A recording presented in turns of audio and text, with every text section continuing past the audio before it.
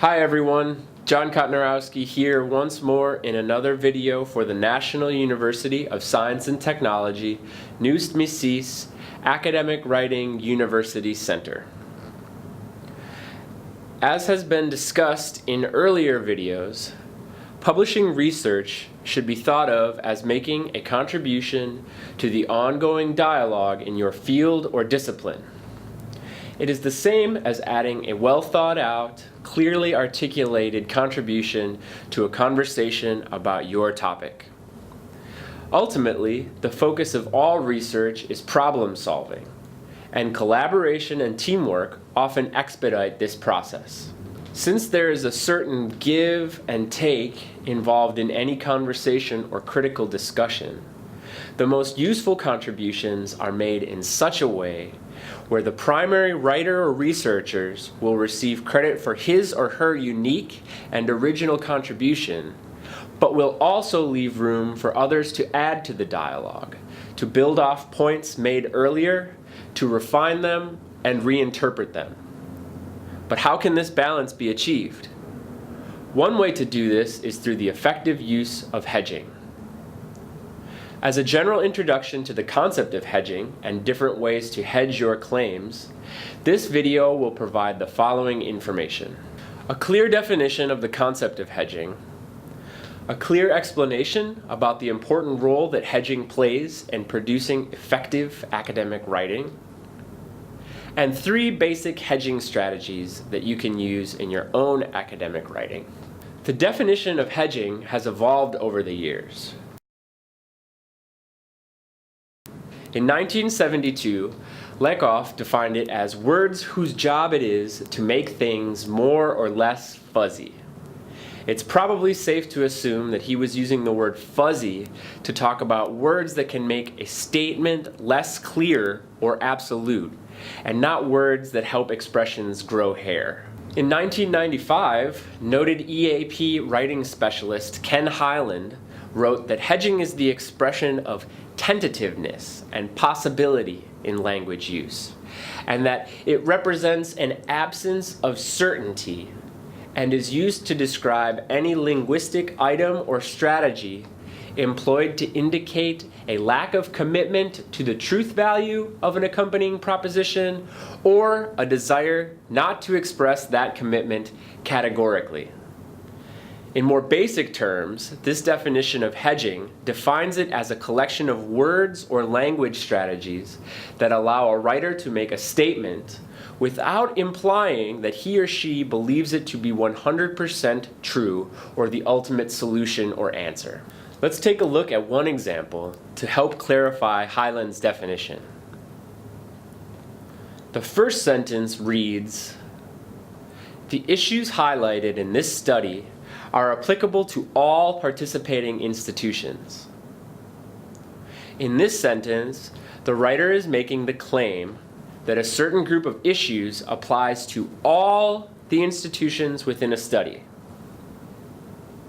The second sentence reads, "The issues highlighted in this study may be applicable to many participating institutions."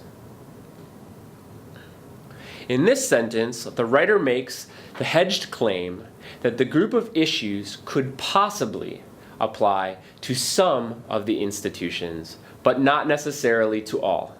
To provide one final expert definition, let's look at Crompton's 1997 conception of hedging, which states that it is a linguistic strategy allowing the author to avoid committing to the absolute truth of a proposition or statement or claim.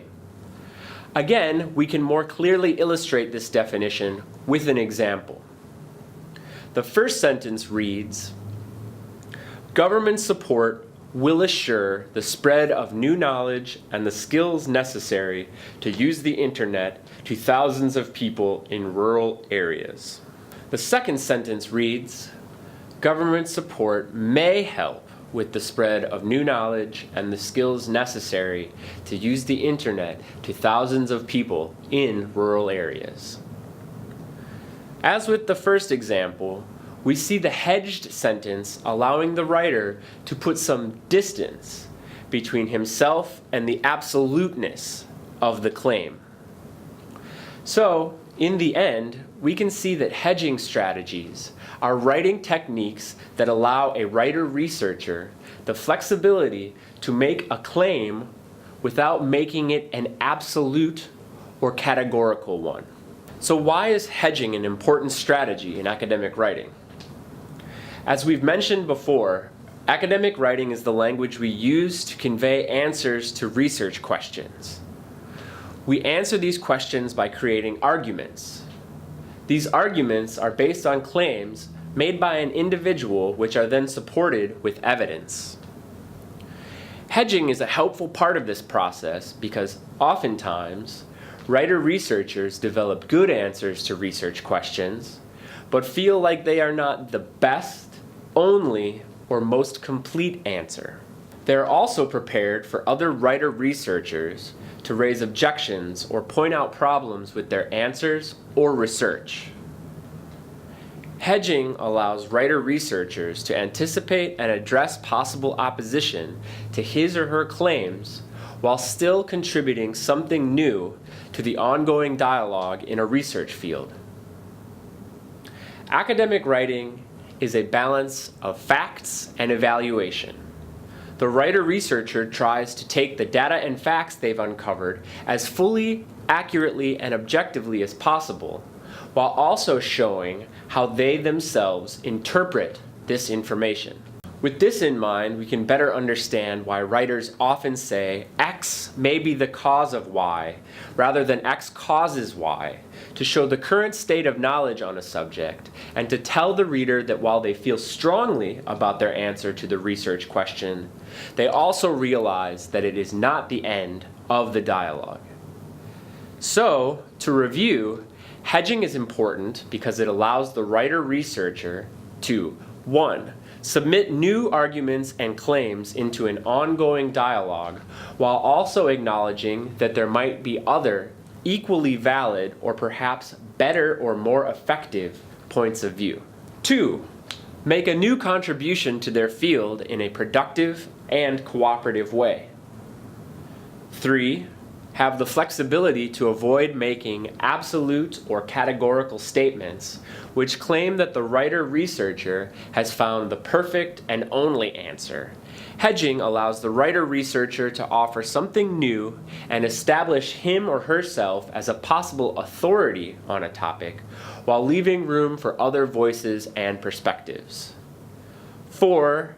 Participate in ongoing conversations in fields where new evidence generated all the time, and it's almost impossible to stay completely up to date on the current state of affairs. As Skelton put it in 1988, it is by means of the hedging system of a language that a user distinguishes between what he or she says and what he or she thinks about what he or she says.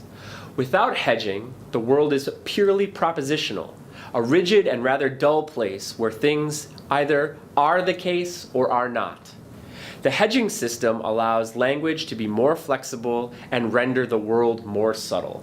To put it another way, hedging gives writer-researchers the flexibility to avoid always having to use black or white language and to access a whole palette of different shades of gray.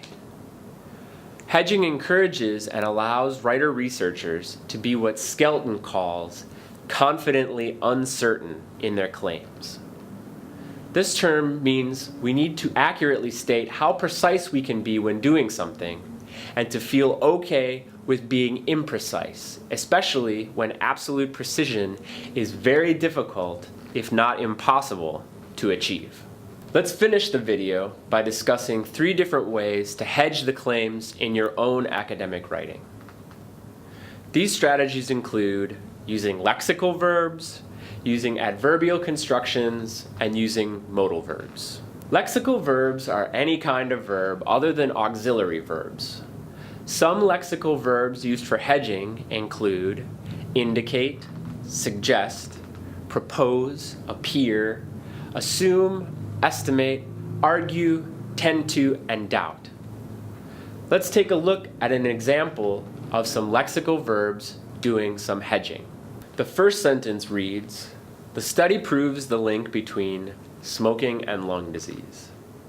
The second hedged sentence reads, the study indicates or the study suggests a possible link between smoking and lung disease.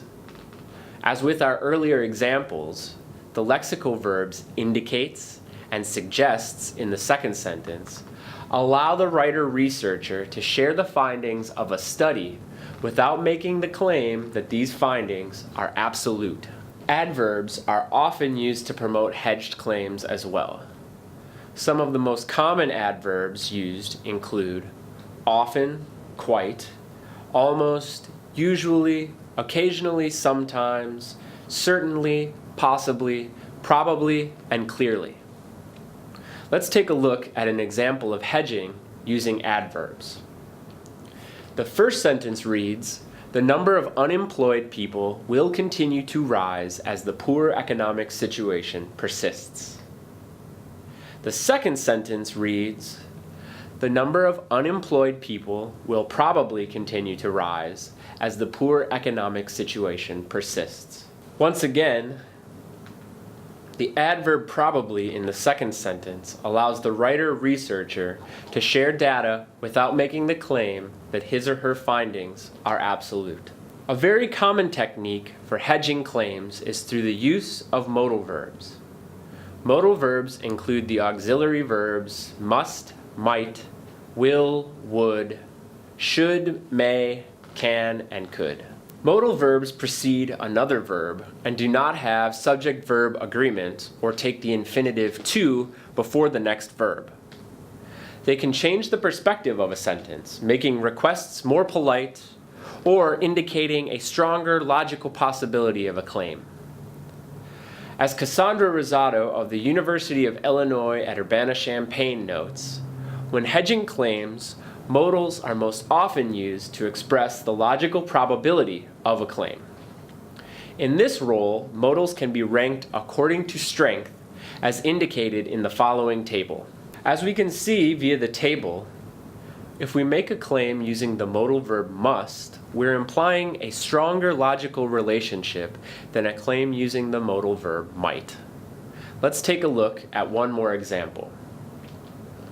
The first sentence reads, this and subsequent studies led to the conclusion that the GTP itself must be the elusive base, and therefore to the proposal of the GTP as base mechanism.